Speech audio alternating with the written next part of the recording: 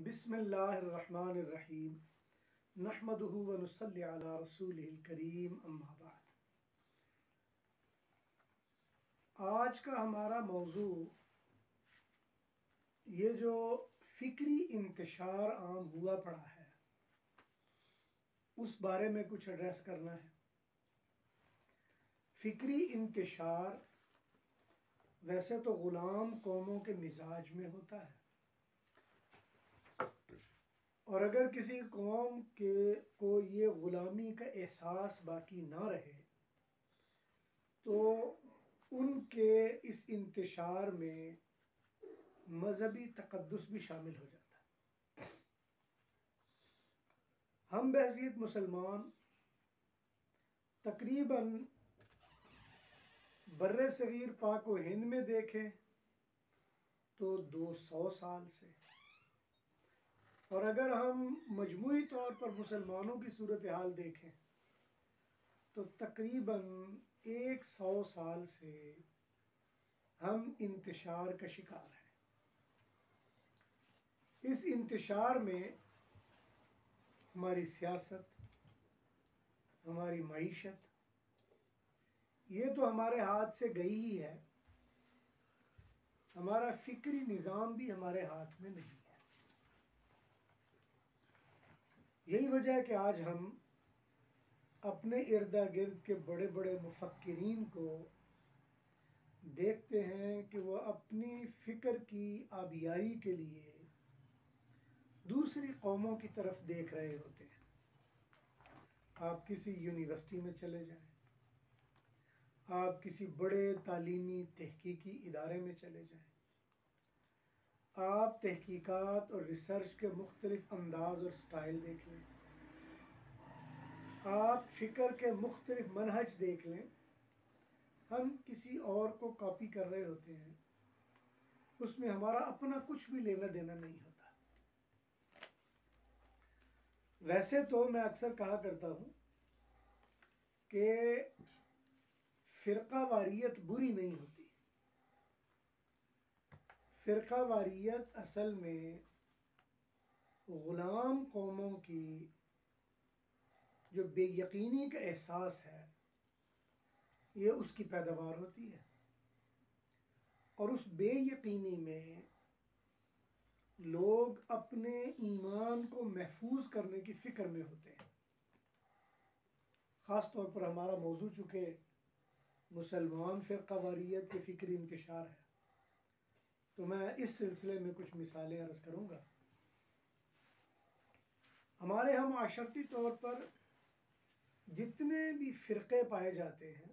مذہبی لحاظ سے، وہ سارے کے سارے فرقے اگر ان کا تجزیاتی مطالعہ کیا جائے، تحقیق کی جائے،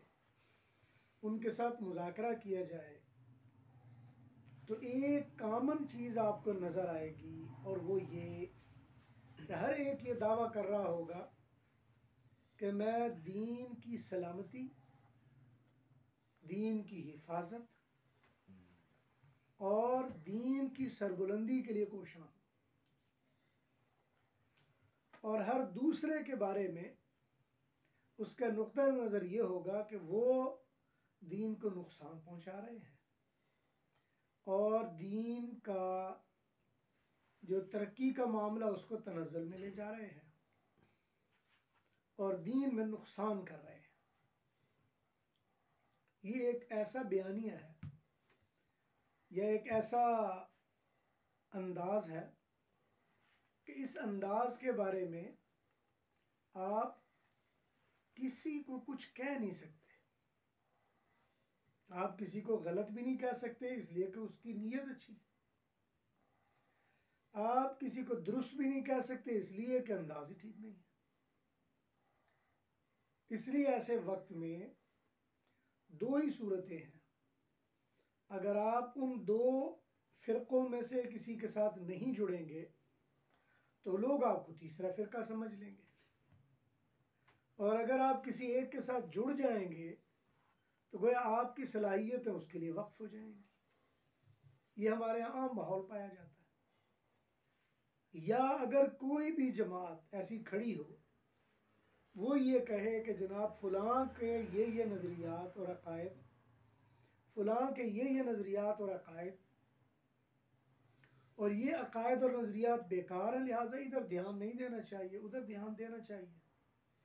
نتیجہ یہ ہوگا کہ دونوں نظریات کے حامل آپ کو ایک تیسرا نظریہ سمجھنا شروع کر دیں گے، گویا فرقہ واریت کے ختم کرنے میں ایک نیا فرقہ وجود میں آ جائے گا۔ تقریباً 70 سال کی اگر ہم اپنی مذہبی تاریخ کا مطالعہ کریں تو ہر نیا فرقہ پچھلے 2 3 4 فرقوں کے صلح جوئی کے نتیجے میں پیدا ہونے والی سوچ کا نتیجہ ہے، اور نتیجہ یہ ہے کہ وہ فرقہ ایک اور بن جاتا ہے، اور جو بنتا ہے وہ پہلے سے زیادہ سخت ہوتا ہے۔ پہلے تو کچھ گزارا کر رہے ہوتے ہیں، لیکن جو نیا بنتا ہے وہ اچھا خاصا مصیبت میں مبتلا ہو جاتا ہے اور کر دیتا ہے۔ اس لیے ہمیں چاہیے کہ ہم سب سے پہلے یہ دیکھیں کہ فرقہ واریت میں ہم میں کیا چیز ہے جو اچھی ہے اور کیا چیز ہے جو بری ہے۔ صرف اس کو ہم طے کر لیں تو معاملہ آسان ہو جاتا ہے۔ ایک بات طے ہے کہ فرقہ واریت اچھی ہے، اس لیے کہ دینی لحاظ سے، خاص طور پر اسلام کے لحاظ سے اگر بات کروں تو اس کو سیاسی سرپرستی کہیں سے بھی حاصل نہیں ہے، لہٰذا ہر بندہ، ہر ایک اپنی جگہ پر دین کی سربلندی اور دین کی کوشش میں دن رات ایک کیے ہوئے ہے۔ آپ کسی ریڈی والے کے پاس جائیں گے تو وہ بھی دین کے فکر میں ہے، آپ کسی آفیسر کے پاس جائیں گے تو وہ بھی دین کی فکر میں ہے، آپ کسی غریب ترین بندے کے پاس جائیں گے تو وہ بھی دین کی فکر میں ہے، آپ کسی عالم کے پاس جائیں گے تو وہ بھی دین کی فکر میں ہے، آپ کسی پروفیسر، کسی اے سی، کسی ڈی سی، کسی تھانے دار، کسی ایس پی، کسی کرنل، کسی میجر، کسی بریگیڈیئر، جس کے پاس بھی جائیں گے کامن چیز یہ ہے کہ وہ دین کی فکر میں آپ کو نظر آئے گا۔ ایک جگہ پہ میرا جانے کا اتفاق ہوا، تو یہ کچھ وقت پہلے کی بات ہے، تو ایک جماعت، مذہبی جماعت نے کوئی دھرنے کا پروگرام بنایا ہوا تھا، تو جب میں وہاں گیا تو چونکہ میں بھی مذہبی آدمی تھا، مجھے انہوں نے پوچھا، میں نے واضح طور پر بتایا کہ میرا کسی سے کوئی تعلق نہیں ہے۔ میں حیران اس بات پہ ہوا کہ کچھ لوگ جو ان کے دوسرے جمع کر کے لائے گئے، تو ایک صاحب کھڑے ہو کر دین کی تبلیغ کر رہے تھے، جبکہ ان کا اپنا حلیہ اور حال یہ تھا کہ وہ دین سے کچھ بھی آشنا نہیں تھے، اور وہ بھی دین کے لیے جا رہے تھے جو دھرنا دے رہے تھے، اور یہاں جو صاحب بیان کر رہے تھے یہ بھی دین کے نام پہ بیان کر رہے تھے۔ اسی طرح ہمارے ہاں کسی بھی مسجد میں چلے جائیں، وہ کسی بھی فرقے کی ہو، وہاں آپ کو کامن چیز ایک نظر آئے گی، اور وہ ہے دین کی فکر، کہ دین کی فکر کا نقصان نہیں ہونا چاہیے۔ لیکن مسئلہ یہاں تک تو ٹھیک ہے کہ ہر فرقے کے پاس جو انداز، جو فکر، جو سوچ ہے، اس کو سامنے رکھتے ہوئے دین کا نقصان نہیں ہونا چاہیے، بات بالکل ٹھیک ہے۔ لیکن خرابی یہاں سے شروع ہو جاتی ہے کہ جب ایک فرقہ اپنے آپ کو 100% حق اور دوسرے کو 100% باطل کہنا شروع کر دے، یا اس کے اوپر کفر یا شرک کی تلوار اس کے سر پہ کھڑی کر دے کہ آپ مشرک ہو، یا آپ کافر ہو، یا آپ اسلام سے خارج ہو، دین سے آپ کا کوئی تعلق نہیں، یہ خطرناک ترین پہلو ہے۔ اس لیے کہ جزوی یا ایک دو مسئلوں کے اختلاف سے فرقہ بنتا ہے، دین نہیں بدلتا۔ یہی وجہ کہ آج جتنے پڑھے لکھے اہل علم ہیں ان کے ہاں ایسی شدت نہیں ہے، شدت بہت نیچے لیول پر آ جاتی ہے۔ آپ کسی محلے کی مسجد میں جائیں آپ کو شدت نظر آ جائے گی، آپ کسی پارٹی کے یا کسی مذہبی جماعت کے پروگرام میں جائیں وہاں شدت نظر آ جائے گی۔ یہ شدت بنیادی طور پر نقصان دہ ہے، اس کو آپ اپنا لیں لیکن دوسرے پر مسلط نہ کریں. ہمارا المیہ یہ ہے کہ ہم نے بہت ساری چیزیں مذہب کے نام پر رسوم کو اس کی جگہ پر قائم مقام بنا دیا. یعنی جو ہماری عام رسمیں ہیں ان کو ہم نے مذہب کا لبادہ اڑھا دیا ہے، جس کی وجہ سے معاملات زیادہ بگاڑ میں چلے گئے ہیں. عربوں کے ہاں اپنی طریقے کی رسمیں ہیں، اور اسی طرح ایران ہے جو ان کی اپنی رسمیں ہیں، ہندوستان ہے ان کی اپنی رسمیں ہیں. تو مختلف علاقائی لحاظ سے جو رسمیں ہیں، اور وہ رسمیں ان کا دین سے کوئی تعلق تھا ہی نہیں، وہ ایک رسم تھی ان کی. اور بعد میں دین میں نقصان، ان رسموں کی وجہ سے دین میں نقصان نہیں ہو رہا تھا، لوگوں نے ان کو اختیار کر لیا. اور یہ رسمیں عام طور پر 2 یا 3 موقعوں سے مناسب ہوتی ہیں، یا ولادت کے حوالے سے، یا وفات کے حوالے سے،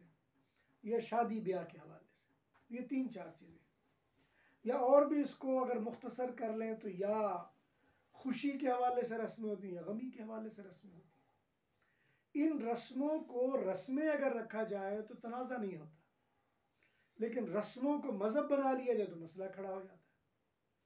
مثال کے طور پر ہمارے ہاں بر صغیر پاک و ہند میں ختم کی ایک رسم ہے، اور جب نام ختم لیا جائے تو پورا ایک اس کا جو پورا ایک طریقہ کار ہے جو سمجھ میں آتا ہے. اور وہ کیا ہے؟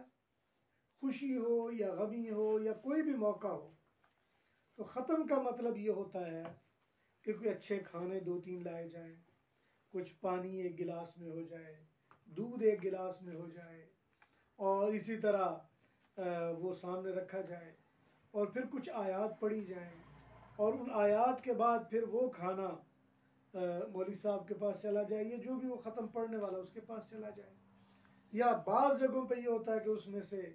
اگر کوئی چاول ہو تو برکت کے لیے دوبارہ دیگ میں ڈال دیا جائے. تو یہ ایک رسم ہے، اور یہ رسم مسلمانوں کی نہیں ہے، لیکن مسلمانوں میں زیادہ ہے. مجھے یاد پڑتے ایک پادری صاحب تھے، تو میں ان کے پاس بائبل پڑھنے جایا کرتا تھا. ایک دن میں مغرب کے وقت ان کے پاس بائبل پڑھنے کے لیے گیا تو باہر دروازہ کھٹکا. مجھے انہوں نے کہا کہ باہر دیکھیں کون آیا. میرا بچپن کا زمانہ تھا، اس وقت میرا خیال 11-12 سال میری عمر ہوگی. تو میں نے جب باہر دیکھا تو کوئی خاتون ایک چنگیر میں روٹی اور سالن اور دودھ وہ چیزیں لے کے آئی. اب میرے ذہن میں اچانک دیکھتے ہوئے ہے کہ یہ کسی مسجد میں لے کے جانا چاہیے تھا، ادھر کدھر لے آئی. تو میں نے اس کو یہ کہا نہیں، لیکن چونکہ یہ رسم میں نے دیکھا تھا مولوی صاحبوں کے ساتھ ہی زیادہ ہوتی ہے، تو میں نے اس کو کچھ کہے بغیر اندر جا کے میں نے جو پادری صاحب تھے، میرے استاد بھی تھے، میں نے ان کو کہا کہ اس طرح باہر کوئی عورت ہے اور یہ معاملہ ہے. کہتے اس کو اندر بلا لو. میں نے اندر بلا لیا. اس نے کہا کہ پادری صاحب میں ختم دعانا سے. اب پھر میرے ذہن میں آیا کہ یہ کہے گا کسی مسجد میں جاؤ. اس نے کہا ادھر لاؤ، ادھر رکھو. اب وہ اس کے آگے اس نے رکھا، وہ کپڑا ہٹایا، روٹی شوٹی دیکھی جو بھی تھا، اور اس کے بعد کچھ انجیل کے جو دعائیں انہوں نے یاد کی تھی وہ پڑھی، اور پڑھنے کے بعد دعا کی، اور دعا کر کے اس کے اوپر پھونک ماری اور اس کو واپس دے دی. اور اس نے جاتے وقت کہا کہ تواڈے واسطے میں روٹی بعد ہی بھیجنی ہے. انہوں نے آگے سے کہا ٹھیک. اب یہ میرے لیے ایک ایسا تجربہ تھا کہ جو میں سوچ نہیں سکتا تھا کہ وہی رسم جو ہمارے ہاں مسلمانوں میں بھی ہوتی ہے وہ پادریوں میں بھی موجود ہے، اور یہی ہندوؤں میں بھی موجود ہے، یہی رسم سکھوں میں بھی موجود ہے. اور اس رسم کو اگر رسم ہی رکھا جائے تو کبھی بھی پرابلم نہیں ہوگی،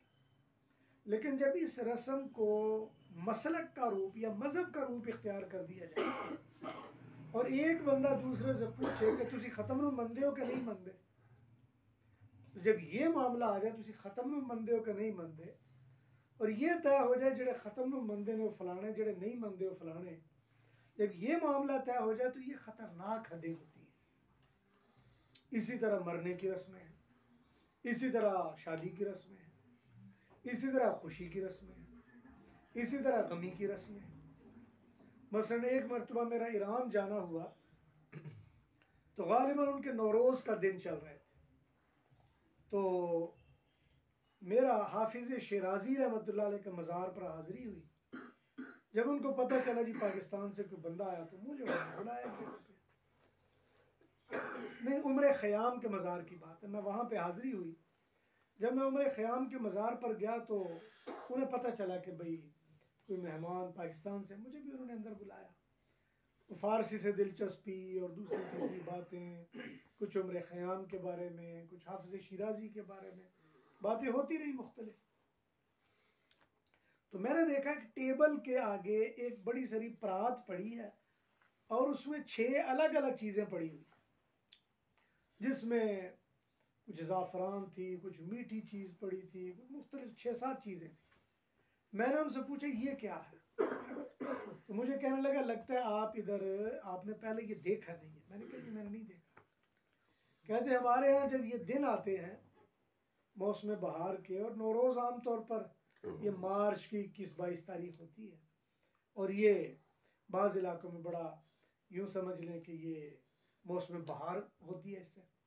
تو ان دنوں میں ہمارے ہاں یہ ہوتا ہے کہ عید ہے اور ہمارے پورے خطے میں عید منائی جاتی ہے، اور یہ رسم ہے کہ ہر دفتر میں، ہر گھر میں، ہر کچن کے باہر ایک آپ کو برتن ملے گا، اس میں یہ 6 چیزیں پڑی ہوئی ملیں گی،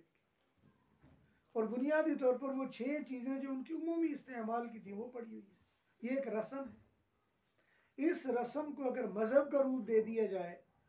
تو یہ بے فائدہ چیز ہے۔ اس لیے ہمارے ہاں فرقہ واریت کا نقصان یہ ہوا کہ رسموں کو مذہب بنا دیا، اور مذہب بنانے کے ساتھ جب مذہب بنا تو تقدس ساتھ جڑ گیا، جب تقدس ساتھ جڑا تو پھر زیادہ خطرناک ہو گیا۔ مثال کے طور پر اگر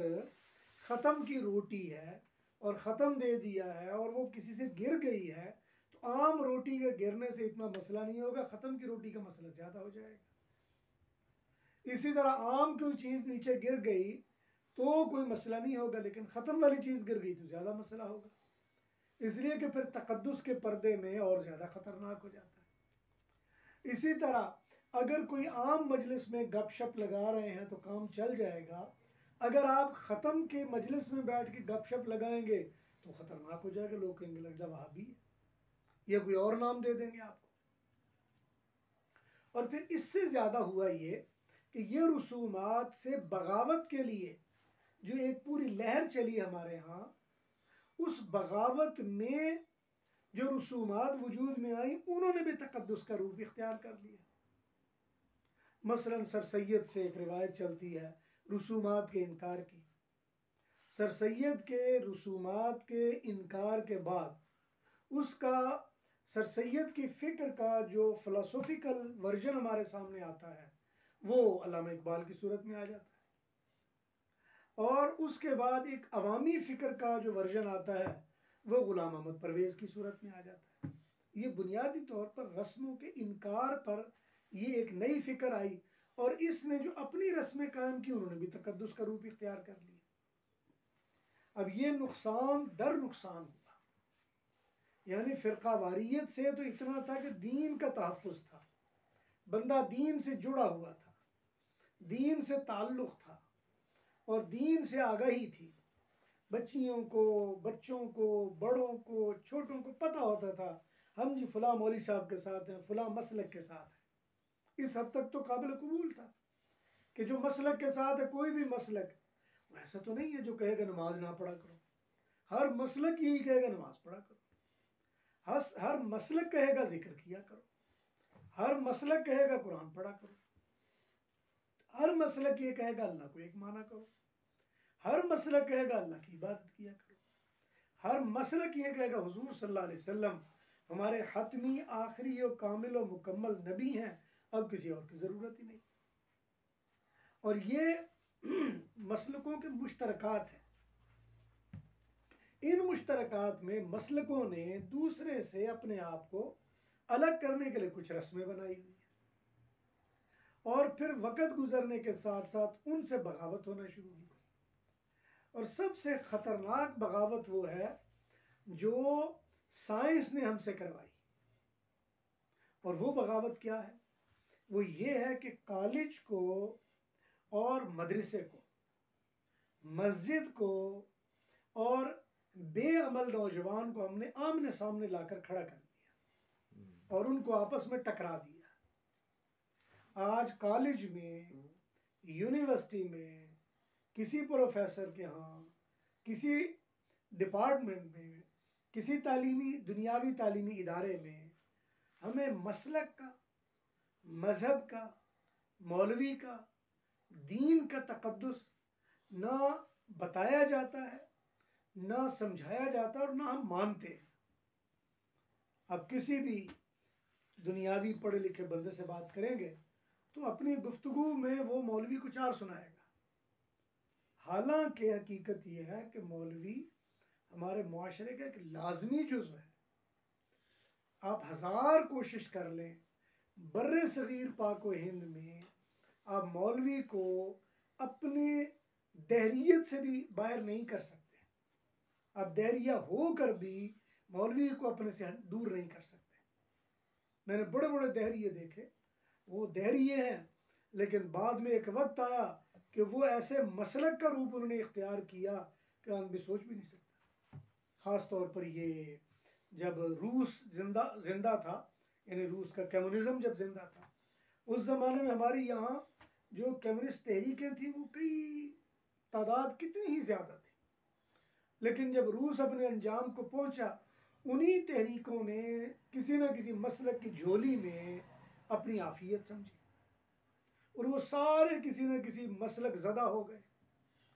سوائے 2 4 5 آپ کو شخصیات نظر آئیں گی جنہوں نے اپنے اوپر شخصیت کا وہ مطلب کسی مسلک کا لبادہ نہیں اوڑا ہوگا، ورنہ وہ کسی نہ کسی مسلک کے اندر چھپ کے بیٹھ گئے.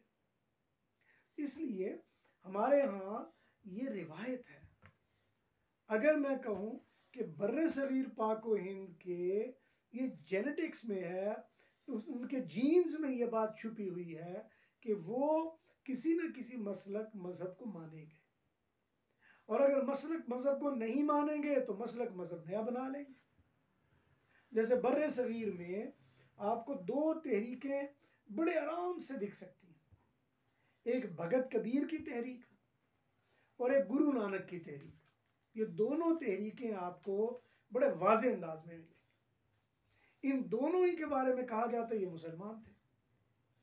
لیکن دونوں کے بارے میں مسئلہ یہ ہے کہ میں سمجھتا ہوں بابا گرو نانک تھوڑا سا بزدل تھا اور بھگت کبیر تھوڑا سا دانا تھا. بھگت کبیر بھی مسلمان تھا، لیکن بھگت کبیر کا بر صغیر پاک و ہند کے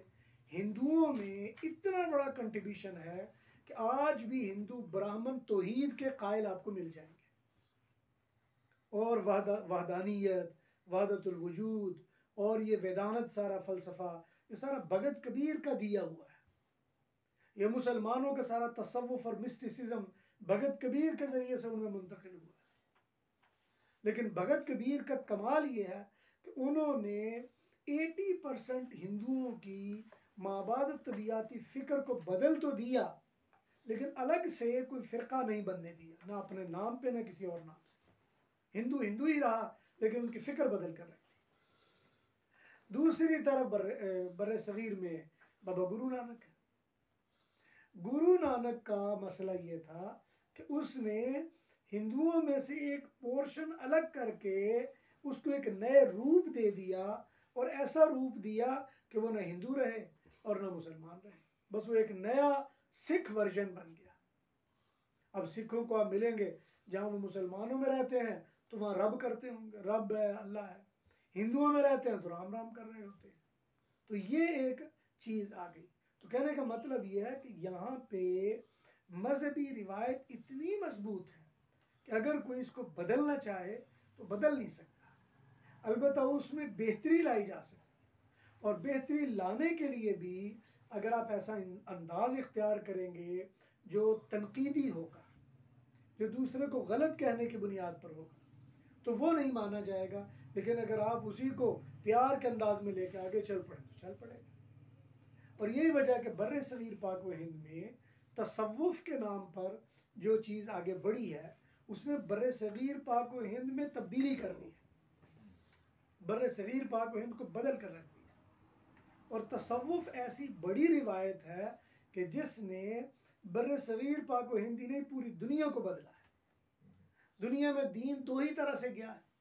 اگر سیاسی طور پر دین گیا ہے تو اس کے لیے ظاہر بات ہے جنگیں بھی کرنی پڑی، نظاموں کو توڑنا پڑا، کسی جگہ نظام ٹوٹا ہے تو دوسرے نظام قائم بھی کرنا پڑا۔ یہی وجہ ہے کہ بعض یار لوگ کہتے ہیں جی اسلام وہ تلوار سے پھیلا، اسلام تلوار سے نہیں پھیلا، البتہ اسلام کے نظام کے نفاذ کے لیے تلوار کی ضرورت پڑی ہے، اور جہاں ضرورت پڑی وہاں کام ہوا بھی ہے۔ بر صغیر میں شہاب الدین غوری بھی آیا ہے، محمود غزنوی بھی آیا ہے، بلبن بھی آیا ہے، التمش بھی آئے ہیں، یہ سارے لوگ آئے اور انہوں نے یہاں کے جو پورا سسٹم تھا اس کو بدلا بھی ہے، اس کو موڑا بھی ہے، اس کو توڑا بھی ہے۔ لیکن اگر بر صغیر پاک و ہند میں دین کے لحاظ سے آپ کوئی چیز دیکھیں گے تو وہ آپ کو بہترین انداز میں جو ملے گی وہ آپ کو برما کی حدوں سے لے کر ایران جو آدھے سے زیادہ پہلے ہندوستان میں تھا، کرمانستان بھی ہندوستان کا حصہ تھا، اس کی حدوں تک چلے جائیں، ادھر نیپال سے اوپر تبت کی حدوں سے لے کر سری لنکا اور مالدیپ تک چلے جائیں، آپ کہیں بھی چلے جائیں، آپ کو دین کا ایک ایسا ورژن مل جائے گا جو صوفیاء کے ذریعے سے یہاں پہ عام ہوا ہے۔ اور یہی وجہ ہے کہ صوفیاء کے ہاں مطلب صوفیاء کا ہر طبقے میں یکساں قسم کا احترام بھی رہا ہے۔ اس لیے ہمارے ہاں اس وقت جو ماحول میں یہ کیفیت بنی ہوئی ہے، یہ اپنے فرقے اور فرقے کے تقدس اور اس تقدس کو منوانا، یہ خطرناک روایت بن گئی ہے۔ اور اسی وجہ سے آج لوگوں کا جو رجحان بنتا جا رہا ہے وہ نئے مفکرین کی طرف زیادہ ہو گیا ہے۔ مثلا کوئی ایک مسئلے میں کسی نے تحقیق کی اور اس نے تقریر کر کے اپنا جھنڈا کھڑا کر لیا، کسی نے دو مسئلوں میں تحقیق کی اور نئے مفکر بن گئے۔ آج کے جتنے بھی نئے سے نئے مفکر آپ کو یوٹیوب میں یا کسی جگہ پہ نظر آ رہے ہیں وہ ایک دو مسئلوں کی وجہ سے، اگر آپ ان ایک دو مسئلوں کو مائنس کر دیں پیچھے بچتا کچھ نہیں، صرف ایک مسئلہ سائڈ پہ کر دیں، آپ اس کو کہ بس اس مسئلے پر آپ نے بات نہیں کرنی، آگے بات کریں۔ اور مجھے یاد پڑتا ہے کہ ایک مرتبہ امریکہ میں ایک مسجد میں نماز پڑھنے گیا، تو جب میں نماز پڑھنے گیا تو بعد میں پتہ چلا کہ یہ کسی بزرگ ہے، کوئی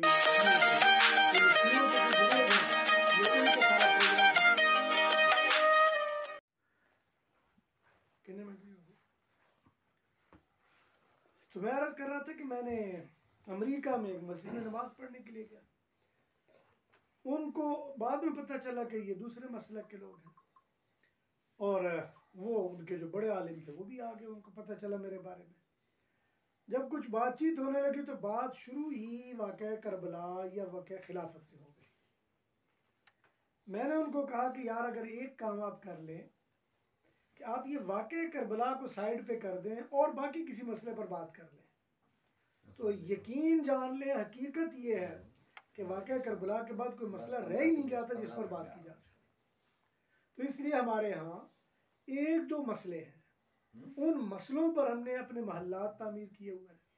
اور انہی مسئلوں کی وجہ سے ہم کسی کو کافر یا فاسق کہہ رہے ہوتے ہیں۔ کسی کا کفر اور فسق کا تعلق ایک مسئلے سے تو نہیں ہوتا، وہ تو مسلمات سے ہوتا ہے۔ جب آپ مسلمات دین کا انکار کریں گے تو اس پر تو کفر، شرک یا کوئی ایسا حکم لگائیں گے۔ ایک مسئلے کے یا دو مسئلوں کے یا تین مسئلوں کے اختلاف میں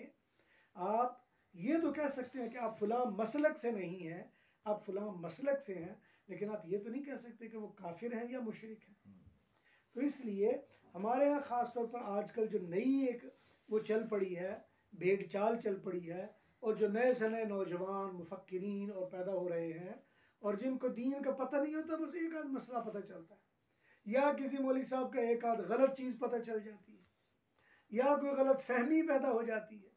اس غلط فہمی کو، اس غلط مسئلے کو یا مولوی صاحب کی غلطی کو بنیاد بنا کے پورا ایک نظام الگ کھڑا کر دیا جاتا، نہیں جنہیں ان کو چھوڑ دیں، یہ تو ایسے ہیں لہٰذا یہ ہونا چاہیے۔ اور جن کو پکڑتے ہیں اور جن کو لوگ اپنا مقتدا بناتے ہیں یا جن کے پیچھے چلتے ہیں، حضور اکرم صلی اللہ علیہ وسلم نے فرمایا کہ ان اللہ لا يقبض العلم انتزاعا ينتزع من الناس، اللہ تعالیٰ لوگوں سے چھین کر علم نہیں لے لیتے کہ ان سے چھینیں اور علم ختم کر دیں یا ان کے اندر سے علم کو ختم کر دیا جائے. فرمایا وَلَٰكِن يَنْتَزِعُهُ بِقَبْضِ الْعُلَمَاء، بلکہ اللہ تعالیٰ علماء کے موت کے ساتھ، یعنی علماء کو، تو علماء کی موت آتی ہے تو معاملہ آگے بڑھ پڑتا ہے. اور فرمایا کہ جب علماء فوت ہو جائیں گے اور دوسرا عالم ہوگا نہیں تو وَافْتُوا بِغَيْرِ عِلْمٍ، بغیر علم کے لوگ فتوے دیں گے. ضلوا فاضلوا، خود بھی گمراہ ہوں گے، دوسروں کو بھی گمراہ کریں گے. آج ہماری صورتحال یہ ہے کہ ایک ایک مسئلے، دو دو مسئلوں پر ایسے مفکرین کھڑے ہو رہے ہیں جو حقیقت میں خود بھی گمراہ ہیں، دوسروں کو بھی گمراہ کر رہے ہیں. دعا ہے اللہ ذوالجلال سے اللہ تعالیٰ کہا سنا اپنی بارگاہ میں قبول فرمائے. بہت مہربانی. السلام علیکم.